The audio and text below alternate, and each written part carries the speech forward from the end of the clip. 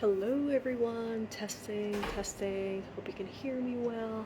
It's been a while since I posted one of these, and this was supposed to be a whole series and then life got in the way. So, hello from Sweden. I am currently unemployed and I ended up in Sweden. Not the best idea out there, people, let me tell you. Heading out to one of the most expensive countries in Europe is not the brightest idea I've had, but I planned this before I got laid off, and it is what it is, so I'm just making the most of my time here. But I wanted to talk today, and I wanted to invite Franz, who I met online, and actually, I'm leaving Sweden tomorrow, and he's arriving on Saturday, which is a real pity. But either way, so instead of meeting him in person, I'm actually going to be meeting him along with all of you in person for the first time. But yeah, let's get on with this. He has been sailing and traveling around the world for a really long time, and he went from being a project manager to a full-time traveler, so I'm really interested in hearing his full story because I just know bits and parts of it. So let's invite him. Let's see. Or you can join the conversation. Let me add you real quick. Let's see. I think I just added you. Perfect.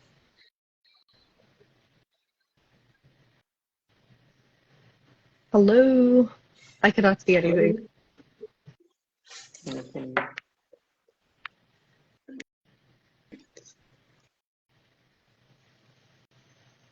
Your screen is completely blank. I cannot see anything.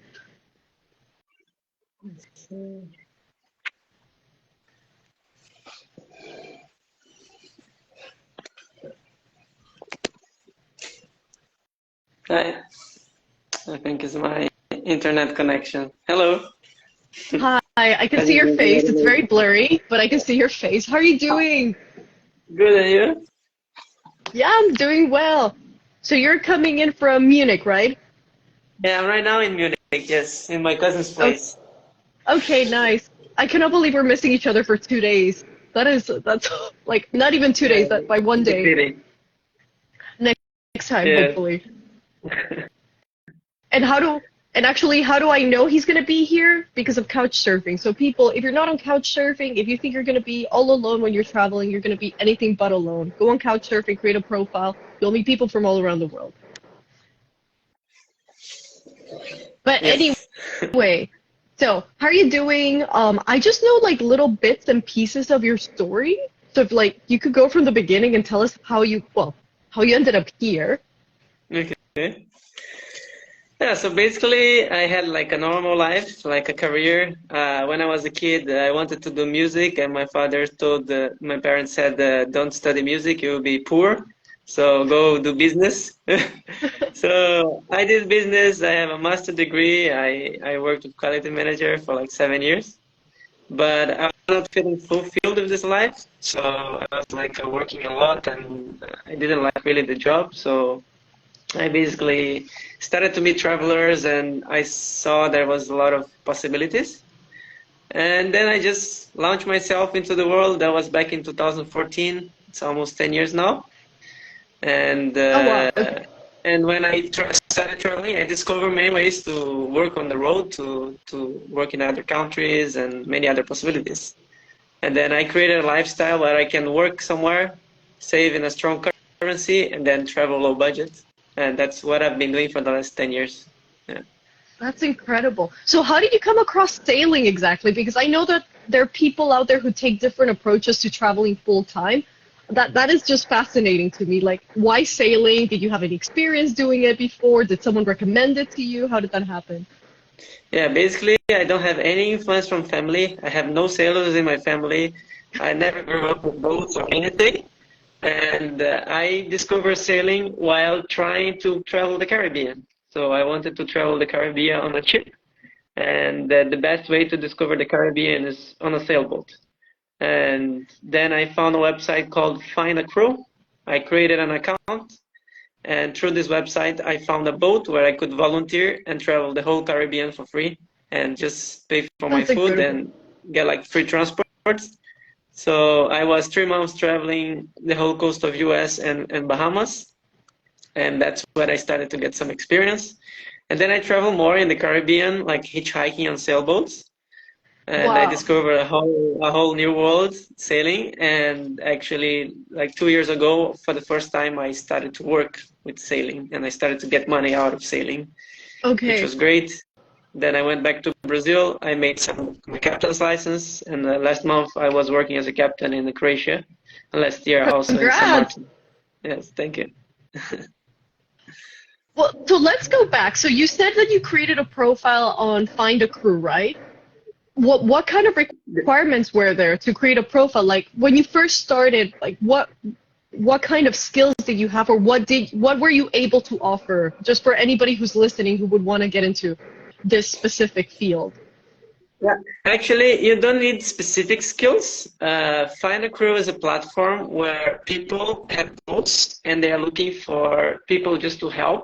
They actually prefer people with less experience than people with more experience, because when you have too much experience, you have kind of different ways of making things. So they prefer to teach you than to get you experienced person. So it's just more like people that are like a lot of Americans. They have boats and they don't have companion, and they just need Okay. somebody to join them and on a Oh, cool. trip. So that's how I found actually the boat I found. He was a retired American. He had a boat and he had no people to go with because his kid didn't like sailing. His wife got seasick, and he just needed kind of a companion. And I had not much to offer actually. What I offered, my experiences was with waiter, bartender, and like I had actually no experience on sailing actually when I joined the boat. And I was 3 months on the boat, and that's where I got a lot of experience. Yeah. And But this the most person was. important thing is the most Go important thing is ahead. attitude. They want somebody that is proactive, hands-on, that is easygoing, that can do the job and like is courageous. That's what they're looking for. Just someone that has like the spirits to, like I mean, the good skill is cooking. It's a great skill to have, and like washing dishes and cleaning up, and that's what's important on a boat. You need to know how to cook, how to clean dishes, and how to clean after yourself. That's what they need. But the part of sailing, they are happy to teach. Okay, cool. Well, whoever's watching this, hopefully you'll know how to clean up after yourselves. It doesn't sound as difficult as you might think it is. So, and then you went hitchhiking. How does that even work? Is there a platform where people hitchhike? Yes, there is Or a, you just, a Facebook group. There is a Facebook okay. group called Sailboat, Hitchhikers, and Crew Connections. Wow. So on this group, every day there is a post. There is a boat looking for someone, and there is someone looking for a boat. And also, you can also hitchhike looking for boats in marinas. So, for example, one time I hitchhiked from Trinidad and Tobago to Grenada. I found a boat in a Wow. marina. So you just go in the marinas. There's people always going up and down, and you just ask like, "Do you know anybody going to the next country?" I'm going to Grenada in a week. Okay, can I join you? And that's how it works. So basically, instead of going on the road, you just go into marinas and just get to know people and ask them if they're going somewhere. That is incredible. And so, and for none of this, like you were just working in exchange for being on the boat, correct? It's like volunteer. It's like work away on a Okay. boat. So Okay. basically, sometimes you get food and accommodation. Sometimes they ask you to pay the food, and they just give you the free ride and the place to sleep. And sometimes it's like they ask you to chip in a little bit for food, like maybe $5 or $10 per day or something like that. So it depends on the deal. It depends also how wealthy is the owner of the boat. So it's always like a negotiation. Yeah. In my case, I was 3 months on the boat and I pay for my food. So I get free Okay. accommodation and free transport, and I just help a little bit, like with things. So for me, it was a very good deal because I explored a lot of places, like, and just did a big shopping in Walmart, fill up the boat, and then that was all the money I spent. So, So my mind's spinning right now because if you think about it from the every country perspective, trying to go through the Caribbean costs a fortune, obviously, and it's not easy. Logistically wise, it's not easy. So I'm already like my mind's opening up and I'm like, wow, I could actually see the Caribbean and just work on sailboats during the summer. That sounds incredible to me. But I wanted to ask you from a female perspective, as a solo female traveler, do you have any tips? Like what would you recommend? It is a little Obviously, bit I know you're different. a man. Yes. It is a little bit different for sure, because first, of course, you have a lot of captains that are really looking for like a woman. So there is a Oh, bit of this is a little bit tricky. I think the best is kind of having references from other people. Like if you would just join a boat, if you can have guaranteed references for like at least 5 people or another 5 women, because it really makes a difference. Because once you are at the sea, it's a bit complicated because you're a bit off. yeah. So for being a girl, definitely, and actually, it's way easier to find boats as being a girl than a boy. So even on the final crew, it's written prefer female or Oh, like only for female. Like it's very hard to get boats for boys because the captains, they're all looking for girls. Not only for the side, it's also from the side of I don't know, girls are more clean or girls are more okay. organized. It's like not. It's also from this side. It's like I don't know, but usually that's how it is. But of But it's course, not just the from girls a. have to be very careful for sure to get references from previous people that were crewing with this captain. Is that common to get references from other people before you actually join a Absolutely. boat? Yeah, Okay. absolutely. Yeah, actually, Final Crew has a system of references. The Final Crew is Oh, just cool. like Couchsurfing, Airbnb. It's all based on references. Nice. So Okay, every time that's you really stay in good. a boat, you drop a reference, and the captain drops your reference. So it's also good for both sides, also for the safety of the boat owners. Yeah, that's really good. And then you said that some people preferred women, but that's not entirely like for sexual purposes, is it? I Uh, understand that not everybody's bad. I know that, but it's just this is a different world for me as a solo female yeah, traveler. That's why I'm absolutely. curious about it. Yeah. Also, there are on the Final Crew, you have an option of how do you say relationship interest. So the person, the kid Oh, writes on the profile that the person is how do you say open for relationship interest and oh, or not. oh, So that oh, makes kind of a clear point, you know. So wow, that's yes. fascinating. Okay. Have you met any? I'm assuming you have, of course. That's like asking, have you met any other solo female travelers? Have you met any women that have been on sailboats too, Yeah, by yeah, themselves? yeah, plenty. Yeah, yeah, yeah. Are they doing it as a hobby or is it more like a full-time thing like you are?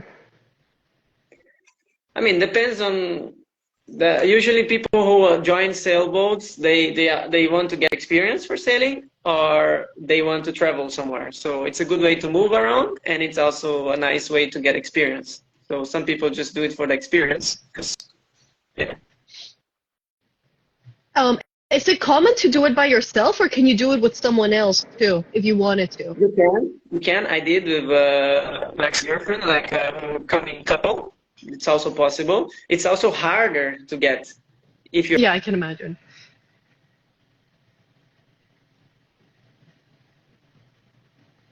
Oh no, your screen is frozen. Hello? so. Yes, I'm here.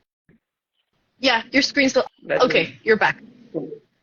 So it's harder as a couple, but it's possible. It's also possible, especially when they have more space and they can give you a full cabin or something like that. Because sometimes on the first boat, I was sleeping in the saloon.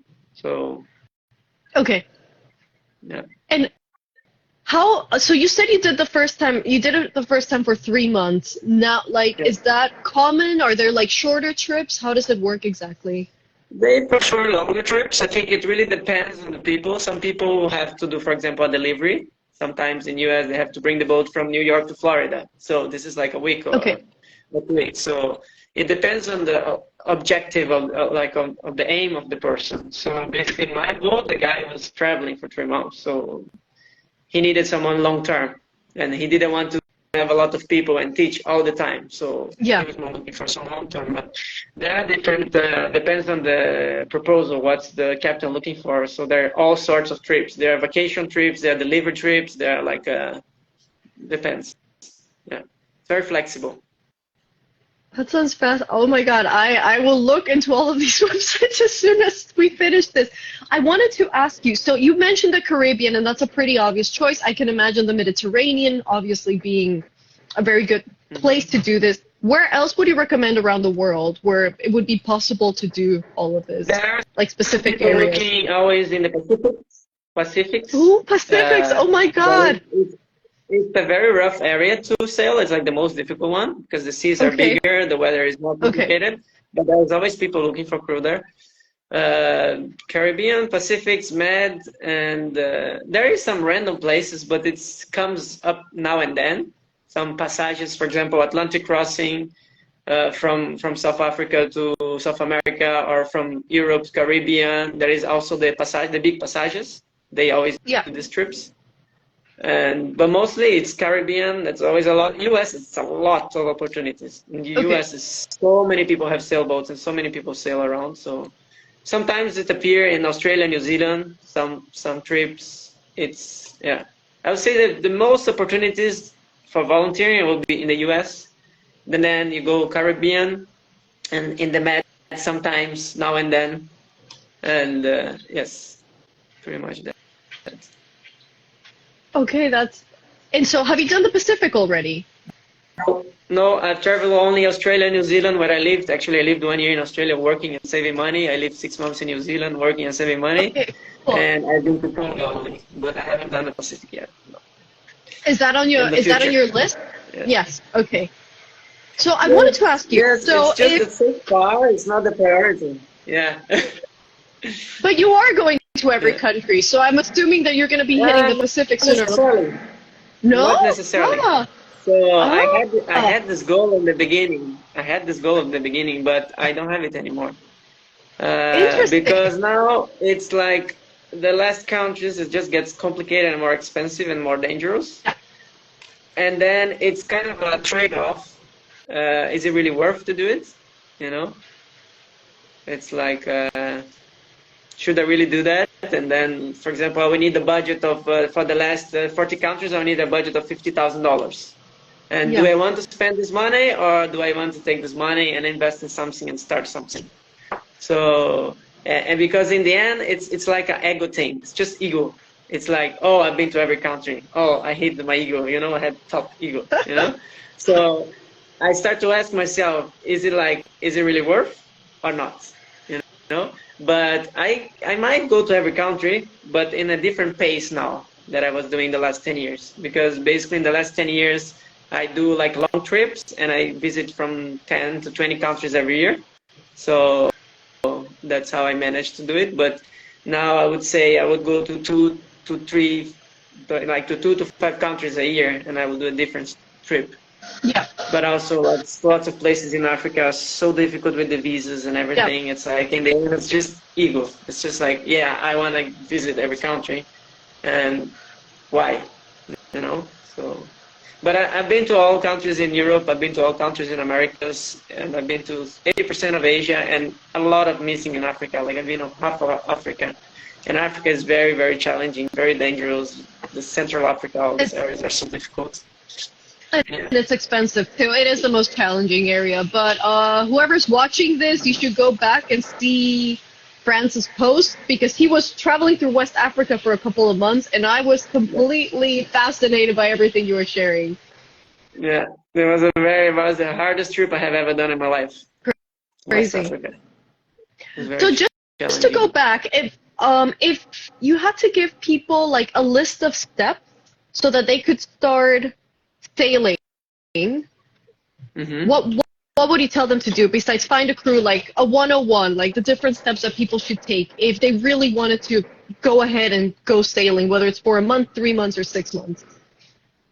Somebody asked about traveling tips. So yeah, for sailing, first thing, go in the Facebook group Sailboat, Hitchhikers, and Crew Connection. This is where everything is there. So I'll be linking those Sailboat, later, don't worry. Sailboat, Hitchhikers, and Crew Connection. This group is huge. There is posts every single day of opportunities and boats. And then there is some websites, Find a Crew, Crew Bay. There's a few websites. Find a Crew is the biggest. You can create an account there. And for me, these are the two ways. Always when I got boats was there, and then also the marinas. Just go to the marina near where you are and just knock the door and ask people if they need help or anything. And that's the way. Yeah. I also on my YouTube channel I made a video about how to find opportunities on sailboats. I have a video about that, and I also have on my website franzexplorer.com an article about how to find volunteer on sailboats. So I have all detail there. I'll be linking all of that. Don't worry, and I'll be watching your video too. So you have resources on your website in English, Portuguese, Spanish. Do you have them in German too? In my website, it's only in English. My book is in English, Spanish, and Portuguese, and my YouTube channel is in Portuguese with some subtitles. Okay. Okay. Cool. Perfect. Yeah. And let me see. I wanted to ask you. Okay. And I wanted to ask you, have you ever had an instance where you maybe flew out somewhere for a job and it didn't happen? Is that something that happens very often? For a job, no. No. No, for a job, no. No, not really. No, never happened. And I wanted to ask you, what's the most fascinating sailing trip you've been on and the most challenging one? I mean, Bahamas. I sailed all the chain from Trinidad all the way to Turks and Caicos. But I think the Bahamas is the most beautiful place to sail. It's like, and it's also great because the Bahamas is so expensive, and sailing, it's a good way to go into the small places and see sharks and see everything. Rays, it's like so beautiful there. For me, Bahamas was like top trip. Also good for diving. The challenging, I mean, well, it's always challenging when you get rough seas. So sometimes you get 5-meter waves, and I got some rough seas in the Caribbean, but it's not a specific place. It's like, there's a question, do you do any small job while traveling to pay expenses? Of course, I work a lot. So basically, the question about working, everybody thinks like, how do I afford and everything.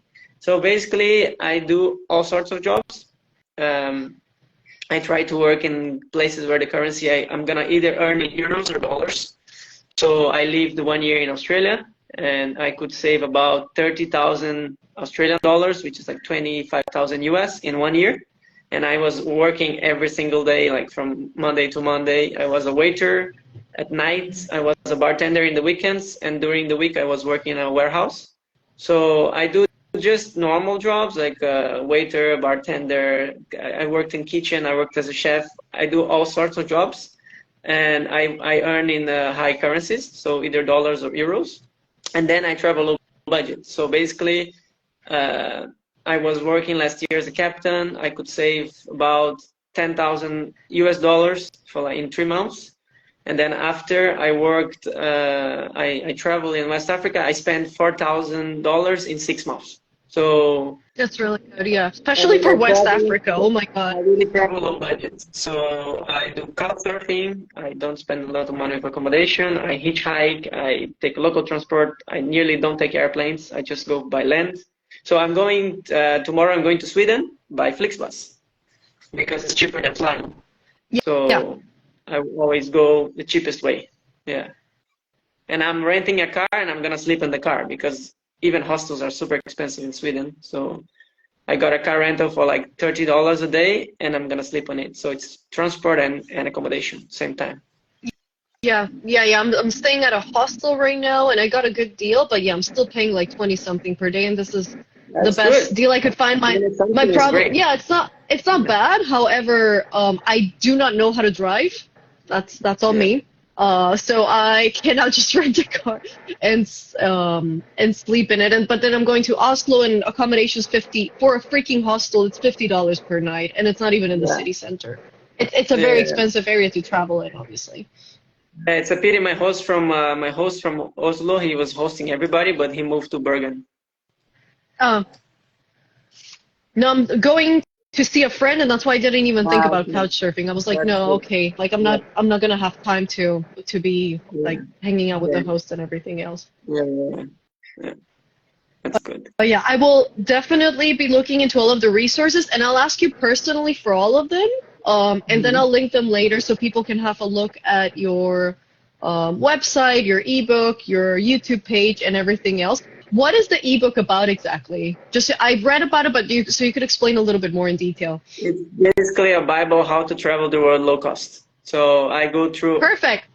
I go to every single platform, like explain everything how it works. I also talk about sailboats, so I talk about hitchhiking. I talk about every single platform that exists to help travelers, like Workaway, Woofing, all the experiences I had and everything, and how to use it, tricks, ways to hitchhike or ways to get good deals or anything.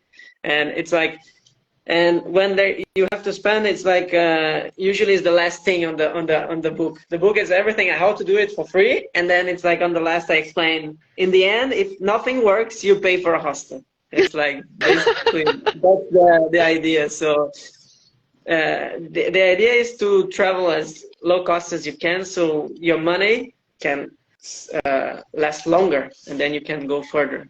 But it's of course it's a completely change of mindset. Do you have a companion while traveling? If you, how help low cost mapping around? How that help? Yeah, that's a good question. He asked if I have a companion. So sometimes I travel. I have a travel companion. It does help when you share, for example, like Airbnb. You can book an Airbnb. So if you share with someone, it's half price. So that's great.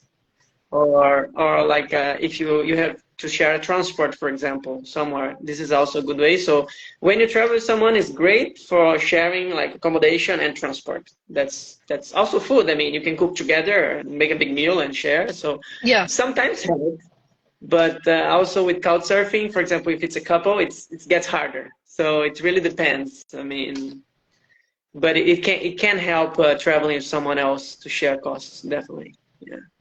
it definitely can, especially when it comes to accommodation. I've seen that. You can maybe even, let's say you have a hostel bed, you can literally spend maybe $2 more per person, and then you can actually get a room for the two of you. Yeah, for sure. Yeah, definitely. Yeah. But yeah, I think that I'm in shock right now. I'm like fascinated. I'm like about to go into all these websites, but this is just to prove to whoever's watching this that, I mean, I've been doing it too for a really long time, that it doesn't take as much money as we think it does to travel the world. It really doesn't. And I understand. Yeah. No, you can finish. Finish. Sorry. No, it's just like we have this. It's with every year, the more we have so many resources nowadays. It wasn't like I started traveling in 2005, 2006. There was nothing online. You started in 2014. Like it is so easy nowadays, and there's so many communities, connections, resources online. It's never been as easy and as affordable as it is right now. It's just a matter of going out of your way and looking for resources. One of the resources in which you can start is actually looking at your book for whoever's interested. Yeah. There is something I did also, for example, in Austria, I did dumpster diving, and that was like mind-blowing for me because I was doing couchsurfing in a house of people that were like vegan, like almost like hippies, and like very like very conscious. And then they said, "Oh, let's go dumpster diving tonight." I said, "Oh, I never done that. Let's do it." And we went to the place in the supermarket garbage, and I was like, it was so mind blowing how much good food goes to the garbage. And we got food worth like €30, like a lot of fruits and vegetables, and like in the supermarkets in Europe, they have like a package of apple. One apple is rotten, and they throw everything away. So, and then you go to the dumpster, you get this bag of apples. One apple is rotten, and you just grab it and take this apple out, and you have like 6 apples left. So it was really mind-blowing to do this experience and to show that, like, yeah, it's like there's some websites also, Too Good To Go. It's a super cool website. It's like things that are going to be dumped, they put on this website, and you can pay like half the price or less than half the price. And there's so many options, like especially in Europe, that you really can live like very cheap here if you want. So there are also websites. I forgot that there was one that I used to use very often. There's also websites where a restaurant knows that they're going to cook a certain amount of meals, and they know that they're not going to be able to serve everything. So instead of paying €10 for a meal, you can get that same meal for €2. All you have to do is buy it online and then pick it up at the end of the day from the restaurant. I have another question. Someone else has a question. Yeah. Can we get any tips? Yeah, for locals. to communicate. So basically, my main communication tool is couchsurfing. So couchsurfing, it's the way to get in touch with locals. So basically, you put a public trip, you let people know you are going there. So, and sometimes there are other travelers going at the same time that you're going. So actually, that's how she saw me. I put a public trip. I let people know I'm going to be in Gothenburg next week. I'm looking for a place to stay. I'm looking to hang out with people, and that's a great way to communicate. But also, you can just approach people and just say hi. Like people, if you're friendly, people are friendly. So. Thank you for all your questions, Victor. Yeah. So, and as a woman, I use couchsurfing too. I literally just put up the post and I said, I'm going to be visiting Gothenburg these few days. And that's it. And I had a bunch of people reach out to me. They were like, hey, do you want to go out for coffee? I can show you around. Do you need a guide? And as usual, just be conscious about what you're doing and make sure you meet, as a woman especially, just make sure you're meeting people in public. In a public space, and that's it. So actually, in a few hours, I'm going to meet up with a local for some coffee and fika. Fika is the cake, so just coffee and cake, and that's what I'm doing in a few hours. So that's the way to do things. That's a really, really great way to meet locals, and people are eager to meet travelers and to show them around. It's a really, really great way to interact with locals and with other travelers too, if you wanted to. Some other suggestion from Colleen, it's Meetup, There's Tandem, app Show Around, Meetup, and Tandem. So there is other apps that you can connect with local people. Yeah. There's and Facebook groups. Oh, Tinder, yes, of course. There's Facebook groups. There's a little bit of everything. There's so many resources nowadays. You will never. I feel like people think that if you're going to be traveling alone, you're going to be lonely. You're not. You really are not. If you want to be lonely, it's because you're not going out of your way to find people. I'm writing my second book, and I was writing a chapter right now. It's called "Is There Such a Thing as Traveling Solo?" And it's true. Talking about my experience traveling in West Africa, I was always traveling with someone. I met always someone. Oh, Carlene said no Tinder, Tandem. So there is an app called Tandem. Is that the language app? No idea. Never heard about it. But I think it's like a meetup app. Okay. Yeah, no, there's plenty of apps, plenty of resources. Again, there is no such thing as feeling lonely when you're traveling. At least that's the way I feel. Yeah, definitely. So it's also your energy. If you come with the good energy, and people come with good energy back. Yeah, definitely. Exactly. Yeah. Well, I think that's it from my side. I don't know if anybody else has any questions. This has been incredibly insightful. I cannot wait to look at all the resources that you've just shared, which I will be sharing again below as soon as we're done with this. You did find Fran on Tinder, though. See, there you go.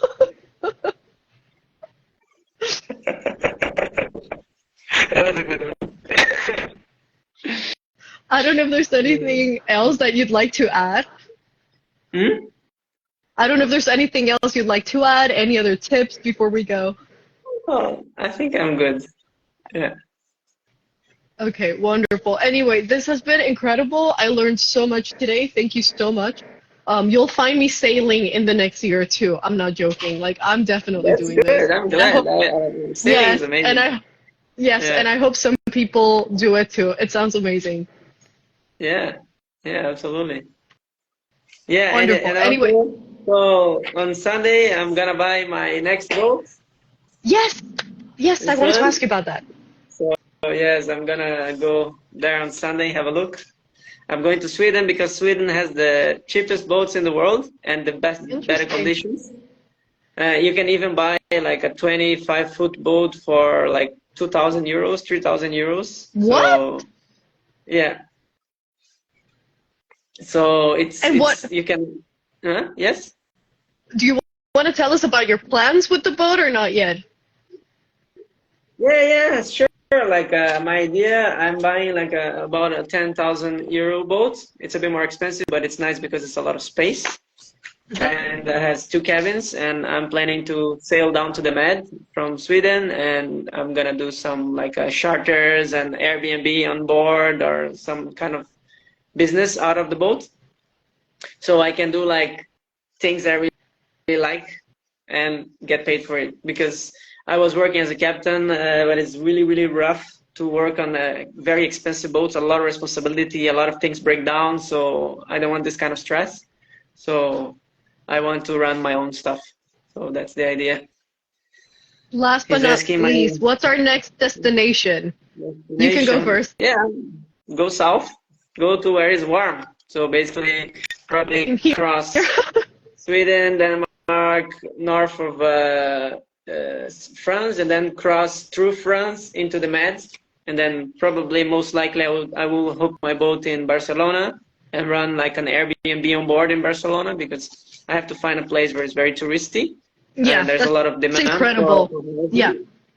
And yeah, run some trips, sailing trips. I can do sailing courses. You can do photo shooting on the boat. There's all sorts of business you can run on a sailboat, and it's great fun. Keep me posted if you end up doing any of these, so I can actually promote them and let people know that you're doing them in case they're looking for something fun to do this summer. That'd be absolutely incredible. Sounds good. And I hope I'll be able to join you sometime in the future. Travel plans for me, I'm actually going to Namibia on Sunday. So I'm flying to Namibia, and the plan. Nice. Yes, I'm very excited. Flying to Namibia, and the plan is just to go overland from Namibia through South Africa and going all the way up to Tanzania or Kenya. Let's see how far up I make it. I need to be back in Europe in September, so it's not going to be as long as I would want it to be. But hey, it's 3.5 months. No, it's plenty of time. Now it's we are in June, July, August, September. Yeah, that's plenty of time. That's great. So yeah, nowhere near as challenging as West Africa, but I'll get there eventually. No, this part is great to travel. Tanzania is my favorite country. Is it? Okay, good to know. I've been there. In Zanzibar.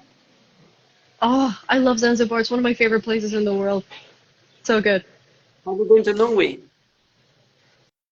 Yes! But Yes. I didn't like Nungwi as much. I prefer Paje. You like Paje? Yes. Paje. Yes, I was in Paje, and I was a hotel manager in Jambiani, which is south of Paje. Yeah, I remember Jambiani. That's so cool. Damn, you've done everything. That's really cool. Anyway, it was a pleasure finally talking to you in person. I'll be linking all of your info below, and hopefully I'll see you somewhere around the world soon. Sure. Best of luck with everything. Wait me one day and I come. I'm leaving tomorrow. I come on Saturday. Wait me one day. I know. Next time, hopefully. Next time. All Anyway, right. thank you for everything. We'll be talking soon. Take care. Bye-bye. Thank you, everybody. Bye. Thank you. Bye.